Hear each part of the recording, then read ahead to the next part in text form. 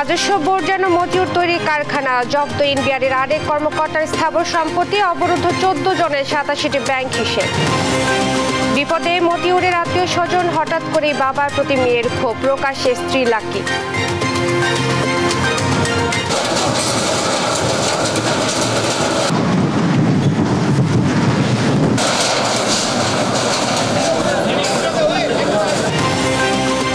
অবশেষে ঘুরিয়ে দেওয়া হলো আলোচিত সাদিক এগ্রো, লাপাত্তা ইমরান, সরিয়ে নেওয়া হলো 15 লাখের ভাইরাল ছাগল। বস্তায় মূল্য লেখা বাধ্যতামূলক হলেও বাস্তবায়ন নেই চাল বাজারে, বেপরোয়া মিল মালিকরা, বাস্তবায়নের কাজ চলছে দাবি প্রশাসনের।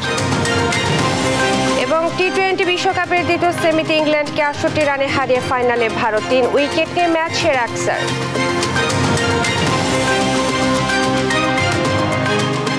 দেখছিলেন সংবাদ শিরোনাম, সঙ্গে আছি আমি ইশরাত জাহান মনি।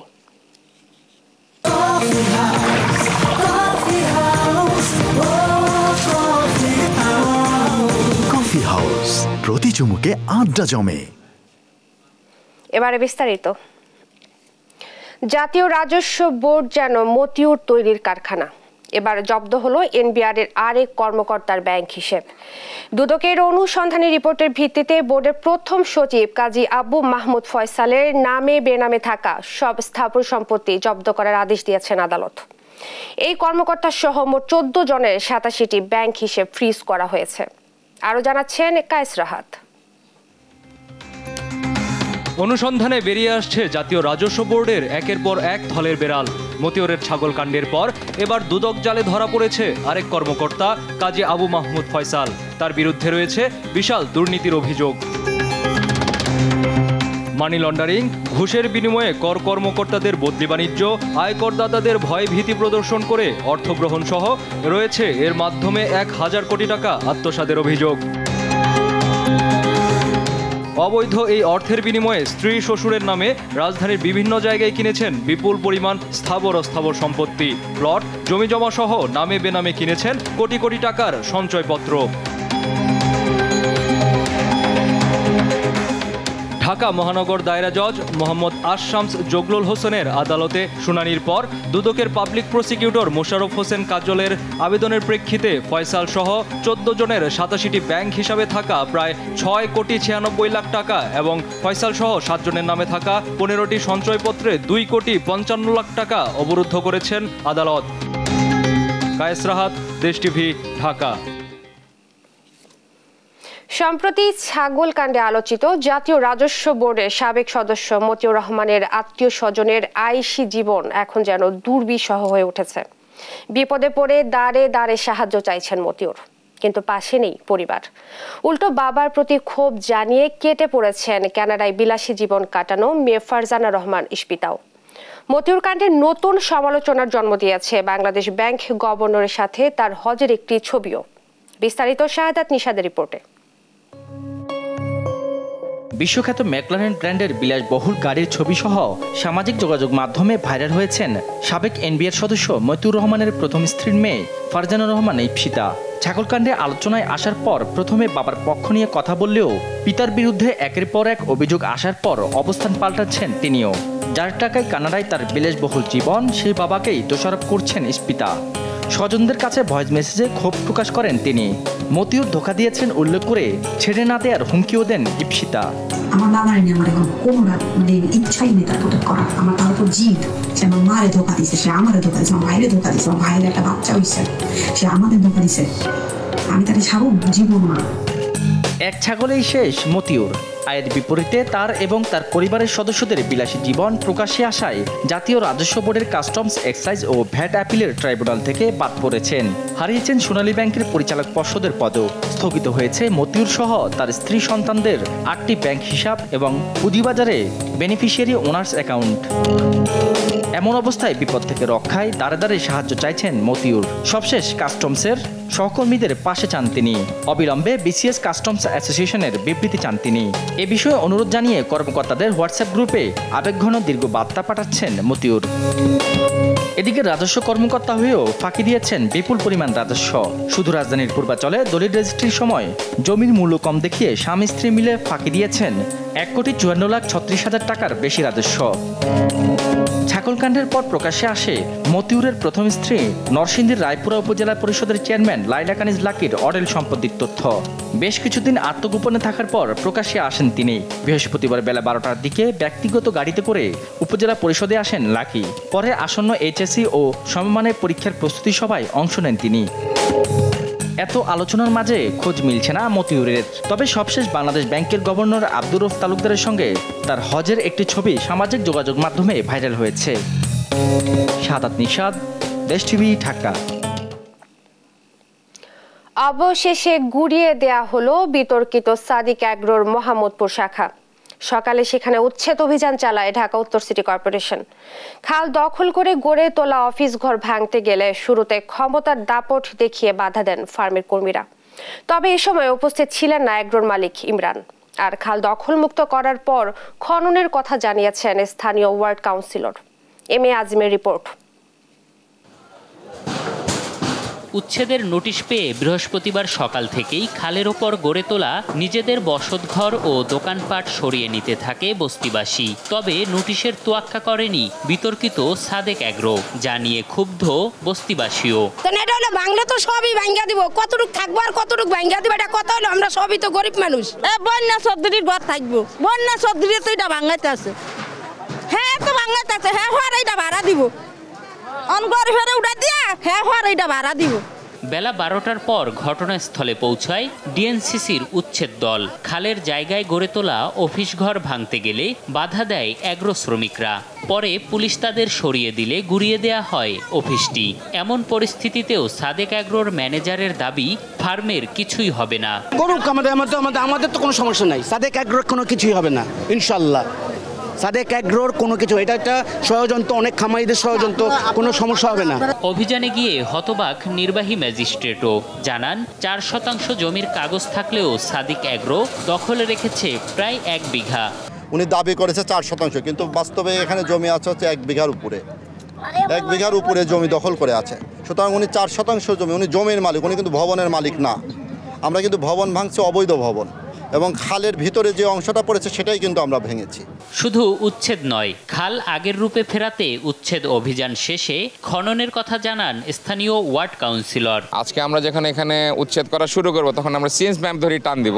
তখন কার জায়গা থাকবে, কি থাকবে, সেটা তো আমাদের দেখার বিষয় না। আমরা সমানে সব ভেঙে আবার নতুন করে খাল যাতে পানি প্রবাহ থাকে, সেটা আমরা মেয়র মহোদয়ের নির্দেশে কাজ করতে থাকবো। সাদিক অ্যাগ্রো মালিক ইমরানের সঙ্গে মেয়র আতিকুল ইসলামের ঘনিষ্ঠ সম্পর্ক। তবে বিতর্ক আর একের পর এক সংবাদের পর অনেকটা বাধ্য হয়েই সেখানে অভিযান চালালো ডিএনসিসি। এম এ আজিম, দেশ টিভি, ঢাকা। হত্যার আগে সংসদ সদস্য আনোয়ারুল আজিম আনার হত্যা মোটিভ বুঝতে পেরেছিলেন বলে জানিয়েছে পুলিশ। তবে বাঁচতে পারেননি। দীর্ঘ সময় পার হলেও আনার হত্যার মূল কারণ উদ্ঘাটন করতে পারেনি পুলিশ। তবে কর্মকর্তাদের দাবি, কিলিং মিশনে অংশ নেওয়া 7 জনকে গ্রেফতার করেছেন তারা। আর হত্যাকাণ্ডের মূল পরিকল্পনাকারী আখতারুজ্জামান শাহিনকে দেশে ফিরিয়ে আনার চেষ্টা চলছে। এদিকে চট্টগ্রামের সীতাকুণ্ড থেকে গ্রেফতার ফয়সাল ও মোস্তাফিজকে 6 দিন করে রিমান্ডে দিয়েছেন আদালত। মাজহারুল ইসলামের রিপোর্ট। ঝিনাইদহ 4 আসনের এমপি আনোয়ারুল আজিম আনার হত্যাকাণ্ডে জড়িত ফয়সাল শাহাজি ও মুস্তাফিজুর রহমানকে চট্টগ্রামের সীতাকুণ্ডের চন্দ্রনাথ পাহাড়ের পাতাল কালী মন্দির থেকে গ্রেফতার করে ডিবি পুলিশ। ডিএমপির মিডিয়া সেন্টারে আয়োজিত সংবাদ সম্মেলনে ডিবি প্রধান জানান, আসামিরা নিজেদের পরিচয় লুকিয়ে ওই মন্দিরে আত্মগোপন করলেও শেষ রক্ষা হয়নি। এমপি হত্যায় সরাসরি জড়িত 7 জন সহ 9 জনকে গ্রেফতার করা হয়েছে। তবে এখনো জানা যায়নি হত্যার রহস্য। ব্যবসায়িক ও রাজনৈতিক দ্বন্দ্বকে প্রাধান্য দিয়ে মামলার তদন্ত চলছে বলে জানান ডিবি প্রধান। তাকে তারা ফুসলিয়ে বিভিন্ন টাকা পয়সা লেনদেনের কথা বলে তারা যে নিয়ে গেলেন, সেখানে নিয়ে যে তাদের সাথে কি কথা হয়েছে এবং কারা বেনিফিশিয়ারি, রাজনৈতিকভাবে কারা বেনিফিশিয়ারি, আর্থিকভাবে কারা বেনিফিশিয়ারি, সেইগুলি আমরা মনে করি হত্যাকাণ্ডের যে মোটিভটা অবশ্যই আছে, সুনির্দিষ্ট মোটিভটা তো এখনো আমরা সঠিকভাবে বলতে পারছি না। আনার হত্যার মূল পরিকল্পনাকারী আখতারুজ্জামান শাহিনকে দেশে ফিরিয়ে আনতে ইন্টারপোল ও ভারতের সহযোগিতা চাওয়া হয়েছে বলেও জানান তিনি। পুলিশ হেডকোয়ার্টারের এনসিবির মাধ্যমে আমরা ইন্টারপোলের কাছে চিঠি লিখেছি, আমরা আমেরিকান এম্বাসির সাথে কথা বলেছি এবং কলকাতার পুলিশকে আমরা অনুরোধ করেছি, কারণ তাদের সাথে, কলকাতার পুলিশের সাথে বা ইন্ডিয়ার সাথে মার্কিন যুক্তরাষ্ট্রের একটা এক্সট্রাডিশন ট্রিটি আছে এবং এছাড়াও যেহেতু হত্যাকাণ্ডটি সংঘটিত হয়েছে এখানে, হত্যার মামলাটা রুজু হয়েছে সেখানে, এবং এটা আমি মনে করি ইন্ডিয়ার কাছে তো এটা মোস্ট ওয়ান্টেড। এদিকে সীতাকুণ্ড থেকে গ্রেফতার ফয়সাল ও মুস্তাফিজকে আদালতে হাজির করে 10 দিনের রিমান্ড চাই পুলিশ। শুনানি শেষে তাদের 6 দিন রিমান্ড মঞ্জুর করে আদালত। গেল মে মাসে কলকাতার সঞ্জীবা গার্ডেনে এমপি আনারকে হত্যা করে ঘাতকরা, তবে এখনও তার মরদেহ মিলেনি। মাজহারুল ইসলাম, দেশ টিভি, ঢাকা। চালের বাজার নিয়ন্ত্রণে সরকার বস্তার গায়ে মূল্য, ধানের জাত ও উৎপাদনের তারিখ লেখা বাধ্যতামূলক করলেও এ পর্যন্ত বাজারে তার বাস্তবায়ন নেই। সিদ্ধান্তের 2 মাস পেরিয়ে গেলেও হাতে গোনা 2-1 মিল মালিক আংশিক বাস্তবায়ন করলেও বাকি মালিকরাই আছেন নিয়ম না মানার তালিকায়। প্রশাসন বলছে সরকারের নির্দেশনা না মানার কোনো সুযোগ নেই। ইরফান রানার ক্যামেরায় কুষ্টিয়া থেকে চাল নিয়ে নাহিদ হাসান তিতাসের 2 পর্বের ধারাবাহিকের আজ শেষ পর্ব। সরকারের নানা পদক্ষেপের পরেও নিয়ন্ত্রণে আসেনি দেশের চালের বাজার। ফলে চালের বাজার নিয়ন্ত্রণে গত ফেব্রুয়ারিতে খাদ্য মন্ত্রণালয় চালের বস্তার গায়ে দাম লেখার পাশাপাশি ধানের জাত, মিলের নাম ও উৎপাদনের তারিখ লেখা বাধ্যতামূলক করে পরিপত্র জারি করে। গত 14 এপ্রিল পহেলা বৈশাখ থেকে এ নির্দেশনা বাস্তবায়নের কথা থাকলেও তার 2 মাস পেরিয়ে গেলেও বাস্তবে তা এখনও কার্যকর হয়নি। দেশের বৃহত্তম চালের মুকাম কুষ্টিয়ার খাজানগরে হাতে গোনা 2-1 মিল মালিক আংশিকভাবে তথ্য লেখা শুরু করলেও অধিকাংশ মিল মালিকরাই বস্তায় এসব তথ্য ছাড়াই সরবরাহ করছেন চাল। এতে ভোক্তাদের মধ্যে দেখা দিয়েছে মিশ্র প্রতিক্রিয়া। পয়লা বৈশাখ থেকে ঠিক আছে, চাউলের যেমন নাম, চাউলের দাম এবং চাউলের তারিখ দেওয়ার কথা ছিল মিল মালিকদের, সেটা মিল মালিকরা 2 মাস পার হয়ে গেলেও সেটা কিন্তু করে নাই। রেখা তো নেই, আরও দাম বেশি। খুচরা বিক্রেতারা বলছেন হাতে গোনা 2-1 বাদে খাজানগরের মিলগুলোতে এখনও বস্তার গায়ে তথ্য লেখা শুরু করেননি মিল মালিকরা। তাই আগের মতোই তথ্য ছাড়াই বস্তায় তাদের বিক্রি করতে হচ্ছে চাল। সবে মাত্র কয়েকটা মিলের লিখিত পাচ্ছি এবং বেশিরভাগ মিলই এখনো লেখি নাই। মিনিকেটের কিছু বস্তায় ওরা দামটা লিখছে, রেটও নাই, ধানের নামও নাই। এদিকে সরকারি নির্দেশনা বাস্তবায়নে চালকল মালিকরা দেখাচ্ছেন নানা অজুহাত। তারা বলছেন সরকার পরিপত্র জারি করলেও তাদের কিছু করার নেই। জাত এবং যে ডেটের যেই প্রক্রিয়াটা, এই প্রক্রিয়াটার জন্য আমরা আমাদের ডিসি মহোদয়ের কাছ থেকে আমরা 6 মাস সময় নিয়েছিলাম। 2 মাস পার হয়ে গেলে করছি না, এই জন্য যে আমাদের কাছে সহজ কোনো এখন পর্যন্ত আমরা পাই নাই। সাল দিলেই ভালো, যে 24 সাল পার হয়ে গেলে 25 সালে চালের বস্তাটা যদি বিক্রি থাকে হয় তাহলে বলা যাবে যে চাল আপনার ডেট পার হয়ে গেছে। তবে প্রশাসন বলছে সরকারি নির্দেশনা না মানার কোনো সুযোগ নেই। নির্দেশনা বাস্তবায়নে কাজ করছেন তারা।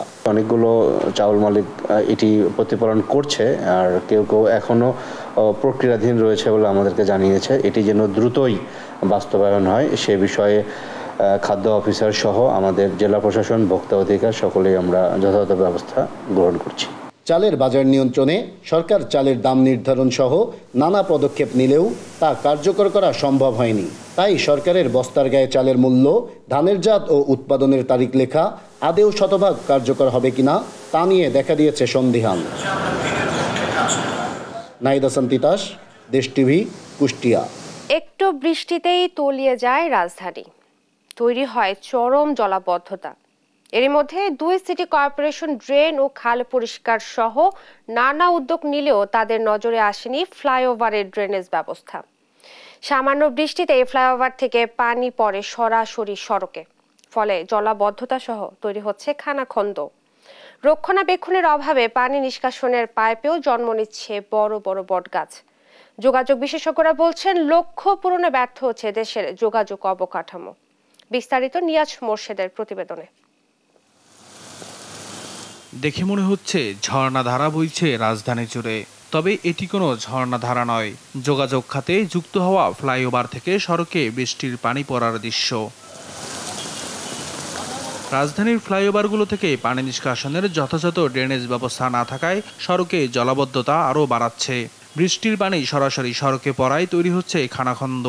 কারণ হচ্ছে জনভোগান্তির। ফ্লাইওভার সব পাইপটা দেখছেনি, সব পাইপ থেকে পানি বাইর হয়। কোনো পাইপের ফ্লাইওভারের একটা দায়িত্বশীল লোক আছে, তাদের তো একটা কাজ নাই, তাদের কি কাজ এটা দেখতে পারে না। এই পানি যদি এখানে জমে তো দুই চারদিকে দিয়ে পানি যায়, যদি এক জায়গায় মোচক মার্কেটের দিকে যদি পানি পড়ে, পানি তো উপর থেকে বন্যা, নিচের থেকে বন্যা, চারোদিকে দিয়ে খালি বন্যায় বন্যায়। ফ্লাইওভার থেকে যে নিচে পানি পড়ে, এটা যদি ফ্লাইওভার থেকে পানি নিষ্কাশনে যদি ড্রেন করা হতো সুন্দর করে, তাহলে দেখা যায় যে নির্দিষ্ট স্থানে পানিগুলো পড়তো। ফ্লাইওভার উপর দিয়ে যে পানিটা জমে নিচে পড়ে, এই পানিটা কোথায় যাবে? নিচের পানিটা তো যেতে পারে না, তারপর ফ্লাইওভারের পানি, তারপর এখানে কত ডাবল পানি সৃষ্টি হলো, উপরের ফ্লাইওভারের পানি, নিচের পানি। ফ্লাইওভারগুলোই যে পানি নিষ্কাশনের পথ ছিল তার বেশিরভাগই এখন অযত্ন অবহেলায় কোনো কাজে আসছে না। কোনো কোনো ফ্লাইওভারের নিচে পানি নিষ্কাশনের পাইপের মধ্যে জন্মেছে বটগাছও, আবার কোনো কোনো অংশের পাইপ ভেঙে পড়েছে। এমন বেহাল দশার পরও ফ্লাইওভারের ড্রেনেজ ব্যবস্থা নিয়ে সিটি কর্পোরেশনের কোনো উদ্যোগ চোখে পড়েনি। তবে গণমাধ্যমের কাছে বরাবরের মতো কর্মকর্তাদের আশ্বাস, খুব শীঘ্রই নেওয়া হবে কার্যকর ব্যবস্থা। আমাদের অংশে আমরা এটিকে জানেন যে এটিকে নান্দনিক করার জন্য একটি প্রকল্প আমরা অলরেডি করছি। আমার যতটুকু জানা মতে এরকম বটগাছ জন্মানো নেই, তবু আমরা আপনাদের আবার খতিয়ে দেখব, অবশ্যই আমরা ব্যবস্থা নেব। আর পাইপের বিষয়গুলো হয়তো বলতে পারেন যে কারণ অনেক দিন রাস্তা নির্মিত হয়েছে, সেখানে কিছুটা পরিবর্তন কি বলে যে পুরাতন হয়ে যেতে পারে, সেক্ষেত্রে সেটি রিপ্লেসমেন্টের বিষয়গুলো আসবে। যোগাযোগ বিশেষজ্ঞরা বলছেন বড় বড় বিনিয়োগ করে যোগাযোগ ব্যবস্থার উন্নয়ন করা হলেও রক্ষণাবেক্ষণের অভাবে টেকসই হচ্ছে না। বর্তমানে যে ফ্লাইওভারগুলি ঢাকার কেন্দ্রস্থলে হয়েছে, এগুলি কিন্তু মেইনটেনেন্স প্র্যাকটিস নাই বললেই চলে। জলাবদ্ধতার উপরেও কারণ হচ্ছে, নিচেও কারণ হচ্ছে, এবং আমাদের সড়কগুলি টেকসইয়ের যেই উন্নয়নের ভূমিকাটা রাখার কথা, সেখানে একটা অন্তরায় হচ্ছে। ফ্লাইওভার রক্ষণাবেক্ষণের জন্য দ্রুত সিটি কর্পোরেশনের পদক্ষেপ চান এই বিশেষজ্ঞ। নিয়াজ মুর্শিদ, দেশ টিভি, ঢাকা। এবার ভিন্ন ধর্মী এক খবর।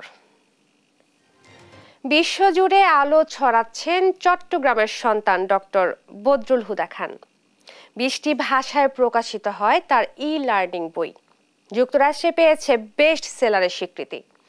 গুণী এ ব্যক্তি তার গৌরবোজ্জ্বল কর্মজীবনের নানা দিক নিয়ে কথা বলেছেন দেশ টিভির সাথে। আরো জানাচ্ছেন শাহিদুজ্জামান সাকিব।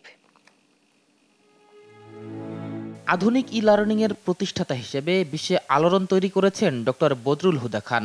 তার আলোচিত বিভিন্ন বই প্রকাশিত হয়েছে 20টিরও বেশি ভাষায়। তার লেখা ওয়েব বেসড ইনস্ট্রাকশন বইটি ব্যবহার করা হয় যুক্তরাষ্ট্র সহ বিশ্বের স্বনামধন্য 500 বিশ্ববিদ্যালয়ের রেফারেন্স গাইড হিসেবে।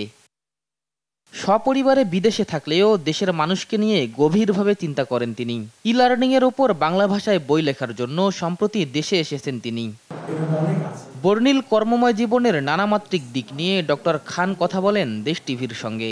এতে উঠে আসে ক্যারিয়ারের সর্বোচ্চ শিখরে যাওয়ার সংগ্রামের গল্প। যখন আমি আমেরিকা গেছি তখন খুব মিস করতাম আমার মাকে, মা তখন জীবিত ছিলেন, আত্মীয় স্বজনকে। তখন ভাবতাম যে এত দূর এসে লেখাপড়া করা তো অনেক কঠিন ব্যাপার। তখন কিন্তু ওয়ার্ল্ড ওয়েব আবিষ্কার হয়ে গেছে। তখন আমি বইটা শুরু করলাম ওয়েব বেস ইনস্ট্রাকশন।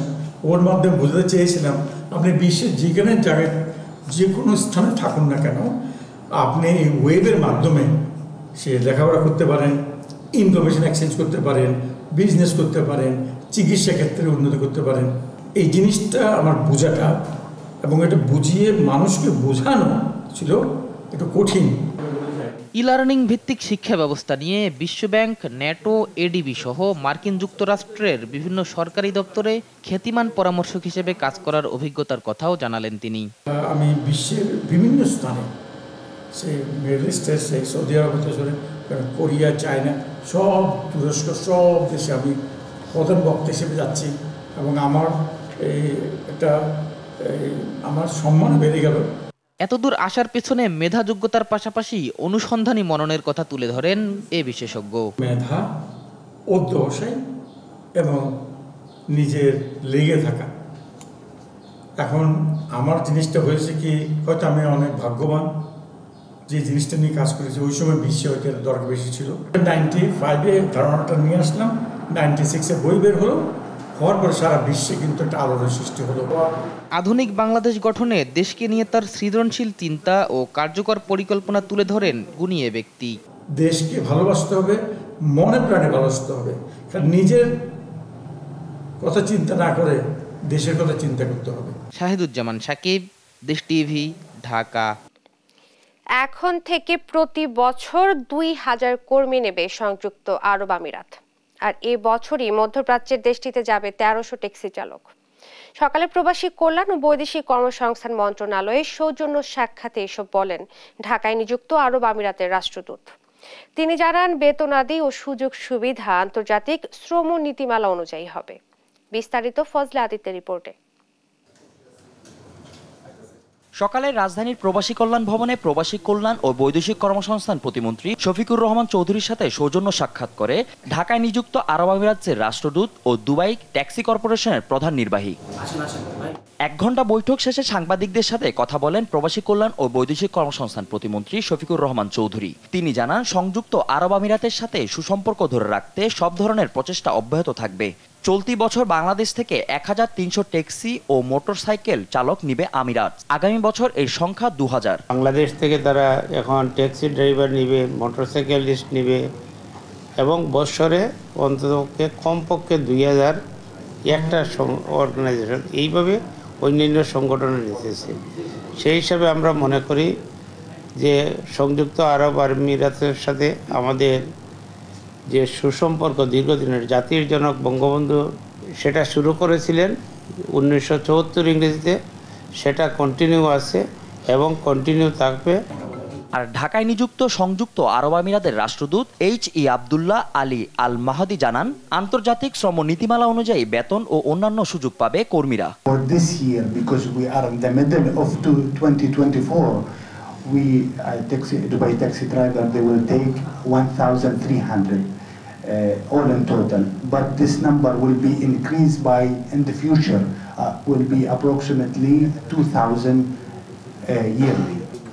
একটি বেসরকারি সংস্থার হিসাব অনুযায়ী 12 লক্ষ বাংলাদেশি বর্তমানে সংযুক্ত আরব আমিরাতে কাজ করছে। ফজলে আদিত্য, দেশ টিভি, ঢাকা। বঙ্গবন্ধু কন্যা প্রধানমন্ত্রী শেখ হাসিনা 2008 সালে ক্ষমতায় আসার পর থেকে শিক্ষা ব্যবস্থায় যে বৈপ্লবিক পরিবর্তন এনেছেন তার ফল এখন পাওয়া যাচ্ছে বলে জানিয়েছেন শিক্ষামন্ত্রী মহিবুল হাসান চৌধুরী।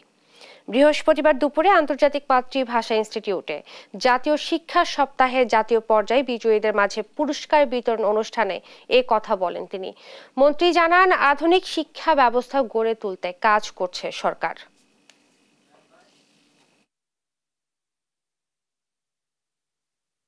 দক্ষতা ভিত্তিক শিক্ষা ব্যবস্থা তৈরির সাহস কেউ করেন, একমাত্র বঙ্গবন্ধু শেখ মুজিবুর রহমান করেছিলেন।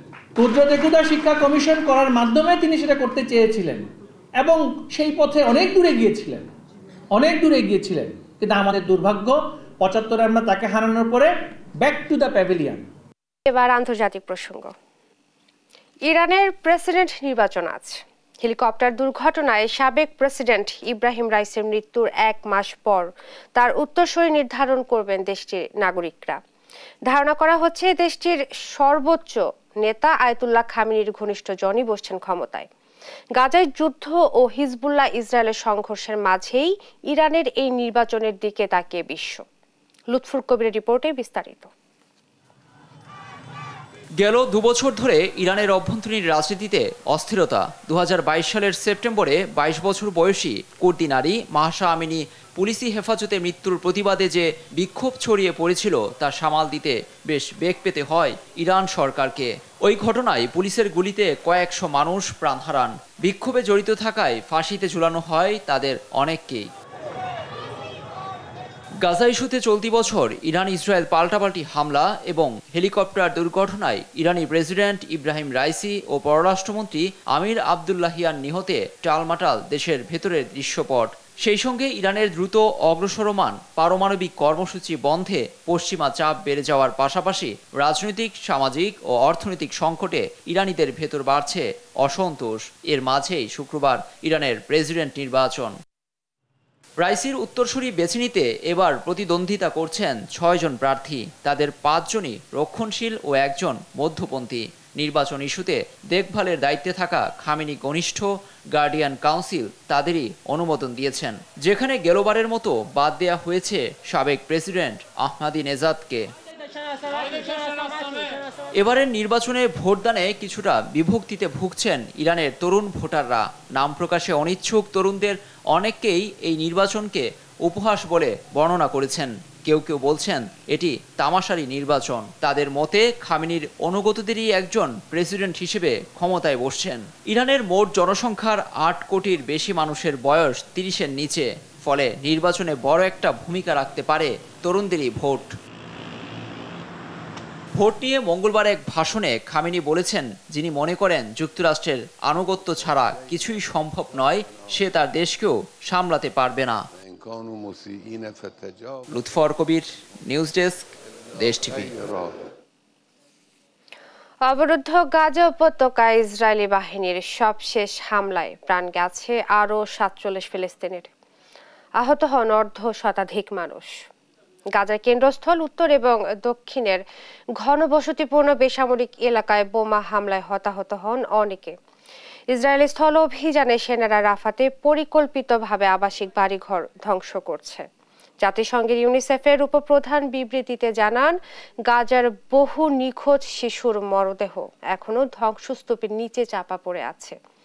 এদিকে ইসরায়েলি বাহিনীর হামলায় একটি মিডিয়া আউটলেটে এ পর্যন্ত 20 জনের বেশি সাংবাদিক নিহত হন, এমন খবর জানিয়েছে দ্য গার্ডিয়ান।